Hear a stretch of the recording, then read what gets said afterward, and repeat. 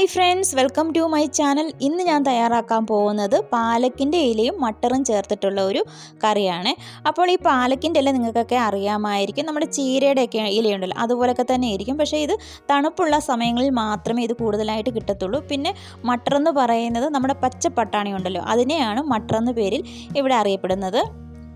ഇത് നമുക്ക് ചോറിൻ്റെ കൂടെയും ചപ്പാത്തിയുടെ കൂടെയൊക്കെ കഴിക്കാനായിട്ട് നല്ല ടേസ്റ്റി ആയിട്ടുള്ളൊരു കറിയാണ്. അപ്പോൾ വേഗം തന്നെ ഇതെങ്ങനെയാണ് തയ്യാറാക്കേണ്ടതെന്ന് നോക്കാം. ഞാനിവിടെ ഒരു കെട്ട് പാലക്കിൻ്റെ ഇലയാണ് ഈ കറി വെക്കുന്നതിന് വേണ്ടി എടുത്തിരിക്കുന്നത്. ഇതാണ് പാലക്കിൻ്റെ ഇലയെന്ന് പറയുന്നത്. നമ്മുടെ ചീരയുടെ ഇലയൊക്കെ വൃത്തിയാക്കി എടുക്കുന്നത് എങ്ങനെയാണോ അതുപോലെ തന്നെ ഇതും വൃത്തിയാക്കിയെടുക്കണം. ഇനി മട്ടറാണ്, കുറച്ച് മാത്രമേ ഞാൻ എടുത്തിട്ടുള്ളൂ. നമ്മുടെ ഫ്രഷ് ആയിട്ടുള്ള പച്ച പട്ടാണിക്കാണ് മട്ടർ എന്ന് ഇവിടെ പറയുന്നത്, അതുകൊണ്ടാണ് ഞാൻ മട്ടർ എന്ന് തന്നെ പറയുന്നത്. അപ്പോൾ ഇതിൻ്റെ ഉള്ളിൽ കണ്ടു പച്ച പട്ടാണി ഫ്രഷ് ആയിട്ടുള്ളതാണ്. ഇനി ഈ കറി ഉണ്ടാക്കുന്നതിന് വേണ്ടിയിട്ട് ഞാനൊരു പാൻ അടുപ്പിലേക്ക് വെച്ച് കൊടുത്തിട്ടുണ്ട്. ഇതിലേക്ക് 1 ടീസ്പൂൺ അളവിലാണ് എണ്ണ ഒഴിച്ച് കൊടുത്തിരിക്കുന്നത്. വളരെ കുറച്ച് മാത്രം എണ്ണ ഒഴിച്ച് കൊടുത്താൽ മതി. അതിനുശേഷം കുറച്ച് കപ്പലണ്ടിയാണ് ഇട്ട് കൊടുത്തിരിക്കുന്നത്. ഇതൊന്ന് വറുത്തെടുക്കണം, അതിന് വേണ്ടിയിട്ടാണ് ഈ എണ്ണ ഒഴിച്ച് കൊടുത്തിരിക്കുന്നത്. ഇതിൻ്റെ കൂടെ തന്നെ വെളുത്ത എള്ളുണ്ടല്ലോ അതും കൂടി ചേർത്ത് കൊടുക്കണം. അപ്പോൾ ഈ എള്ളും ഈ കപ്പലണ്ടിയും കൂടി വറുക്കുന്നതിന് വേണ്ടിയിട്ട് 1 ടീസ്പൂൺ അളവിലാണ് എണ്ണ ഒഴിച്ച് കൊടുത്തിരിക്കുന്നത്. എന്നിട്ട് ചെറിയ തീയിലിട്ട് കരിഞ്ഞു പോകാതെ ഇതൊന്ന് വറുത്തെടുക്കണം. തണുപ്പുള്ള കാലാവസ്ഥ ആയതുകൊണ്ടാണ് ഞാനിവിടെ ഈ കപ്പലണ്ടിയും എള്ളും ചേർത്ത് കൊടുത്തിരിക്കുന്നത്. നമ്മുടെ ശരീരത്തിലെ ടെമ്പറേച്ചറൊക്കെ മെയിൻറ്റെയിൻ ചെയ്യാനായിട്ട് ഇത് നന്നായിട്ട് സഹായിക്കുന്നതാണ്. അപ്പോൾ ഇത് നന്നായിട്ടൊന്ന് വറുത്തെടുത്തതിന് ശേഷം നല്ലതുപോലെ ഒന്ന് തണുത്ത് കഴിഞ്ഞാൽ നമുക്കിതൊന്ന് അരച്ചെടുക്കണം.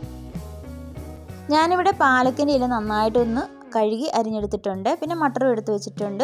ഇതിൻ്റെ കൂടെ കുറച്ച് മല്ലിയിലയും 2 തക്കാളിക്കായ 2 പച്ചമുളക് 3-4 വെളുത്തുള്ളി ഒരു ചെറിയ കഷ്ണം ഇഞ്ചിയും കൂടി എടുത്തിട്ടുണ്ട്. ഇതെല്ലാം കൂടിയാണ് നമുക്ക് അരച്ചെടുക്കേണ്ടത്. അപ്പോൾ ഒരു മിക്സിയുടെ ജാറിലേക്ക് ഞാൻ ആദ്യം തന്നെ നമ്മൾ വറുത്ത് വെച്ചിരിക്കുന്ന കപ്പലണ്ടിയും എള്ളും കൂടി ചേർത്ത് കൊടുത്തിട്ടുണ്ട്. ഇതിൻ്റെ കൂടെ തന്നെ തക്കാളിക്കായും പച്ചമുളകും വെളുത്തുള്ളി ഇഞ്ചിയും പിന്നെ കുറച്ച് മല്ലിയിലയും കൂടി ചേർത്ത് നന്നായിട്ട് അരച്ചെടുക്കണം.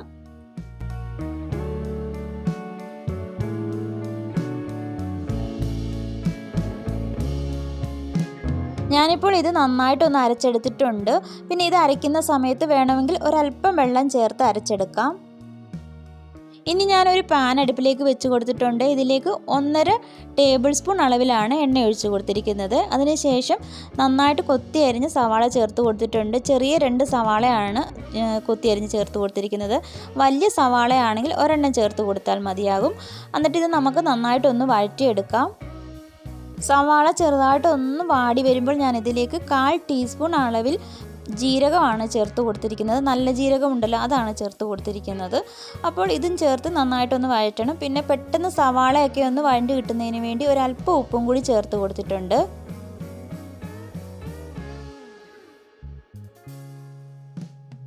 ഇപ്പോൾ സവാളയൊക്കെ നല്ലതുപോലെ വഴണ്ടു വന്നിട്ടുണ്ട്. ഞാനിതിലേക്ക് നമ്മൾ എടുത്ത് വെച്ചിരിക്കുന്ന മട്ടറും കൂടി ചേർത്ത് കൊടുത്ത് നല്ലതുപോലെ ഒന്ന് ഇളക്കിയെടുക്കുകയാണ്. ഒരു 2-3 മിനിറ്റ് ചെറിയ തീയിലിട്ട് ഇതുപോലെ ഒന്ന് ഇളക്കിയെടുക്കണം. ഞാനിവിടെ പച്ച പട്ടാണിയാണ് ചേർത്ത് കൊടുത്തിരിക്കുന്നത്, അതുകൊണ്ട് ഇത് ചിലപ്പോൾ പൊട്ടിയൊക്കെ തെറിക്കും.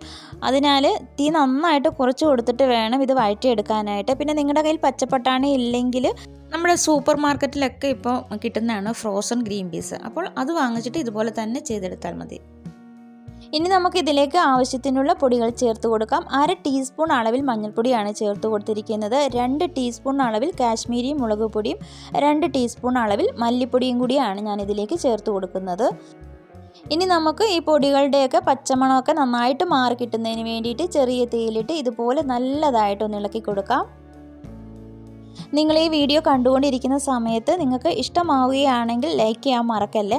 അതുപോലെ തന്നെ സബ്സ്ക്രൈബ് ചെയ്യാതെ കാണുന്നവരാരെങ്കിലും ഉണ്ടെങ്കിൽ ഈ ചാനൽ ഒന്ന് സബ്സ്ക്രൈബ് ചെയ്ത് സപ്പോർട്ട് ചെയ്യണം കേട്ടോ. അതുപോലെ തന്നെ ആ ബെല്ലൈക്കൺ ഒന്ന് എനേബിൾ ആക്കുകയാണെങ്കിൽ ഞാനിടുന്ന പുതിയ വീഡിയോസിൻ്റെയൊക്കെ നോട്ടിഫിക്കേഷൻ എത്രയും പെട്ടെന്ന് നിങ്ങൾക്ക് കിട്ടുന്നതായിരിക്കും. ഇപ്പോൾ നമ്മുടെ പൊടികളുടെയൊക്കെ ആ പച്ചമണമൊക്കെ നന്നായിട്ടൊന്ന് മാറി കിട്ടിയിട്ടുണ്ട്. ഇനി നമുക്കിതിലേക്ക് അരച്ച് വെച്ചിരിക്കുന്ന അരപ്പുണ്ടല്ലോ ചേർത്ത് കൊടുക്കാം. പിന്നെ അരപ്പിൻ്റെ ആ വെള്ളമുണ്ട്, അരപ്പ് വെള്ളം മിക്സിയുടെ ജാറൊക്കെ ഒന്ന് കഴുകിയിട്ട് കുറച്ച് വെള്ളം കൂടി നമുക്കിതിലേക്ക് ഒഴിച്ചു കൊടുക്കാവേ. ഇനിയിപ്പോൾ നമുക്കിത് നന്നായിട്ടൊന്ന് ഇളക്കിയെടുക്കാം. പിന്നെ ചാറ് ഇച്ചിരിയും കൂടി വേണമെങ്കിൽ ഇപ്പോൾ നമുക്ക് വെള്ളമൊന്നും ഒഴിച്ചു കൊടുക്കണ്ട, ഈ അരപ്പ് വെള്ളം മാത്രം മതി. ഈ അരപ്പ് വെള്ളത്തിൽ കിടന്ന് ഈ പട്ടാണി ഉണ്ടല്ലോ, പച്ചപ്പട്ടാണി, ഇതൊന്ന് വേകട്ടെ കേട്ടോ. അപ്പോൾ നന്നായിട്ടൊന്ന് ഇളക്കി കൊടുത്തിട്ടുണ്ട്. പിന്നെ ആവശ്യത്തിനുള്ള ഉപ്പും കൂടി ഈ ഒരു സമയത്താണ് ഞാൻ ചേർത്ത് കൊടുക്കുന്നത്. ഉപ്പൊക്കെ നോക്കിയിട്ട് വേണം ചേർത്ത് കൊടുക്കാൻ. കാര്യം നമ്മൾ സവാള ഒന്ന് വഴറ്റിയപ്പോൾ കുറച്ച് ഉപ്പ് ചേർത്ത് കൊടുത്തിട്ടുണ്ടായിരുന്നു. അതുകൊണ്ട് ഉപ്പൊക്കെ നോക്കിയിട്ട് വേണം ചേർത്ത് കൊടുക്കാനായിട്ട്. ഇനി അടച്ച് വെച്ച് 2-3 മിനിറ്റ് ഇതൊന്ന് വേവിച്ചെടുക്കാം. ഇനി ഞാൻ വേറൊരു പാൻ അടുപ്പിലേക്ക് വെച്ച് കൊടുത്തിട്ടുണ്ട്. ഇതിലേക്ക് 1 ടേബിൾ സ്പൂൺ അളവിൽ എണ്ണ ഒഴിച്ച് കൊടുത്തു. ഇതിലേക്ക് 2-3 വെളുത്തുള്ളി ചെറുതായിട്ട് കട്ട് ചെയ്തതും 3 വറ്റൽമുളകും കൂടി ചേർത്ത് കൊടുത്തിട്ടുണ്ട്. ഇതിൻ്റെ കളറൊക്കെ മാറി ചെറിയ ബ്രൗൺ കളറായി വന്നപ്പോഴാണ് ഞാൻ ഇതിലേക്ക് നമ്മൾ അരിഞ്ഞ് വെച്ചിരിക്കുന്ന പാലക്കുണ്ടല്ലോ അത് ചേർത്ത് കൊടുത്തിരിക്കുന്നത്. പിന്നെ നിങ്ങളുടെ കയ്യിൽ ഈ പാലക്കിൻ്റെ ഇല ഇല്ലെങ്കിൽ ഇതിന് പകരം മുരിങ്ങയിലയോ അതല്ല ചീരയുടെ ഇലയാണെങ്കിലും ചേർത്ത് കൊടുക്കാമേ. ഇത് നല്ലതായിട്ട് ഇങ്ങനെ വഴറ്റിയിട്ട് നമ്മുടെ ആ മട്ടറൊക്കെ വെന്തിരിക്കുന്ന ആ കറിയിലേക്ക് ചേർത്ത് കൊടുക്കുമ്പോഴായിരിക്കും നല്ല ടേസ്റ്റ് കിട്ടുന്നത്. അതുകൊണ്ടാണ് ഞാനിങ്ങനെ വഴറ്റിയിട്ട് ചേർത്ത് കൊടുക്കുന്നത്. അപ്പോൾ മട്ടർ ഞാൻ മറ്റൊരു അടുപ്പിലേക്ക് മാറ്റി വെച്ച് കൊടുത്തിട്ടാണ് ഇത് വഴറ്റിയെടുക്കുന്നത്. ഇത് നന്നായിട്ടൊന്ന് വഴറ്റിയെടുത്ത് കഴിഞ്ഞാൽ പിന്നെ നമുക്ക് ഇത് നമ്മുടെ മട്ടറിലേക്ക് ചേർത്ത് കൊടുക്കാം. അപ്പോൾ നന്നായിട്ട് മട്ടറൊക്കെ വെന്ത് നല്ല കുറുകി വന്നിട്ടുണ്ട്. ഇതാ കണ്ടില്ലേ, നല്ലതുപോലെ ആ വെള്ളമൊക്കെ വറ്റി കുറുകി വന്നിട്ടുണ്ട്.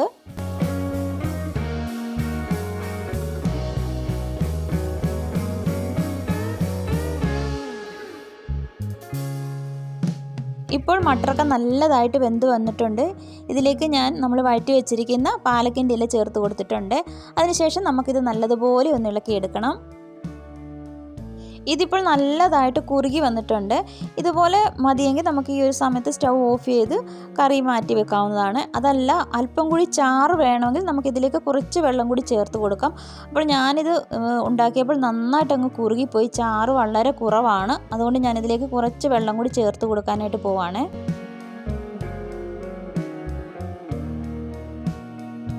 പിന്നെ നമ്മൾ വെള്ളം ചേർത്ത് കൊടുക്കുമ്പോൾ പച്ചവെള്ളം ചേർത്ത് കൊടുക്കരുത്, ചൂടുവെള്ളം മാത്രം ചേർത്ത് കൊടുക്കാവുള്ളൂ. കാര്യം നമ്മുടെ ഈ ഗ്രേവിയൊക്കെ നന്നായിട്ട് വെന്ത് ചൂടായിട്ട് നിൽക്കുന്നില്ല. ഇതിലേക്ക് പച്ചവെള്ളം ചേർത്ത് കൊടുത്താൽ ഈ കറിയുടെ ടേസ്റ്റ് തന്നെ അങ്ങ് മാറിപ്പോവും. ചെറിയ ചൂടുവെള്ളം ചേർത്ത് കൊടുത്താൽ മതി. അപ്പോൾ ഞാനിവിടെ കുറച്ച് വെള്ളം ചൂടാക്കി വെച്ചിട്ടുണ്ടായിരുന്നു, അതാണ് ഒഴിച്ചു കൊടുത്തിരിക്കുന്നത്. ഇതിപ്പോൾ ഒന്നും കൂടി നന്നായിട്ടൊന്ന് തിളച്ച് വന്നിട്ടുണ്ട്. ഇനി നമുക്കിതിലേക്ക് 1/4 ടേബിൾ സ്പൂൺ അളവിൽ മീറ്റ് മസാലപ്പൊടിയാണ് ചേർത്ത് കൊടുത്തിരിക്കുന്നത്. ഇതിന് പകരം ഗരം മസാല ഉണ്ടെങ്കിൽ അത് ചേർത്ത് കൊടുക്കാം. ഈ മസാലപ്പൊടി ചേർത്ത് കൊടുത്തതിന് ശേഷം വീണ്ടും ഒന്നും കൂടി ഇളക്കി കൊടുത്തിട്ടുണ്ട്. ഇനിയിപ്പോൾ നമുക്ക് ഉപ്പൊക്കെ കുറവുണ്ടോ ഇല്ലയോ എന്ന് നോക്കണം ഒന്നുകൂടി. അപ്പോൾ ഞാൻ നോക്കിയപ്പോൾ ഉപ്പ് ഒരല്പം കുറവുണ്ട്, അതുകൊണ്ട് ഞാൻ ഒരല്പം കൂടി ഉപ്പ് ചേർത്ത് കൊടുത്തിട്ടുണ്ട്. എന്നിട്ട് വീണ്ടും ഒന്നും കൂടി ഇളക്കി കൊടുക്കുകയാണ്. അതിനുശേഷം നമുക്ക് ഇതൊന്ന് 2 മിനിറ്റത്തേക്ക് ഒന്നും കൂടി അടച്ച് വെച്ച് ഒന്ന് വേവിക്കണം. ചെറിയ തീയിലിട്ട് 2 മിനിറ്റ് മാത്രം ഒന്ന് വേവിച്ചെടുത്താൽ മതി. ഇപ്പോൾ 2 മിനിറ്റ് കഴിഞ്ഞപ്പോൾ ഇതാ കണ്ടില്ലേ, നല്ലതുപോലെ തിളച്ച് വന്നിട്ടുണ്ട്. നമ്മുടെ കറിയൊക്കെ നല്ല അടിപൊളിയായിട്ട് ഉണ്ടാക്കിയെടുത്തിട്ടുണ്ട്. നല്ല തിക്ക് ഗ്രേവി ആയിട്ടുള്ള ഈ ഒരു കറി ഉണ്ടല്ലോ, നമുക്ക് നല്ല ചൂട് ചപ്പാത്തിക്കും ചോറിനൊക്കെ നല്ല പറ്റിയ കറിയാണ്. പിന്നെ പൂരിയുടെ കൂടെയും വേണമെങ്കിൽ കഴിക്കാം. അത്ര നല്ല ടേസ്റ്റി ആയിട്ടുള്ള ഒരു കറി നിങ്ങൾക്ക് ഇഷ്ടമായിട്ടുണ്ടെങ്കിൽ നിങ്ങളുടെ അഭിപ്രായങ്ങൾ മറക്കാതെ അറിയിച്ചേക്കണം.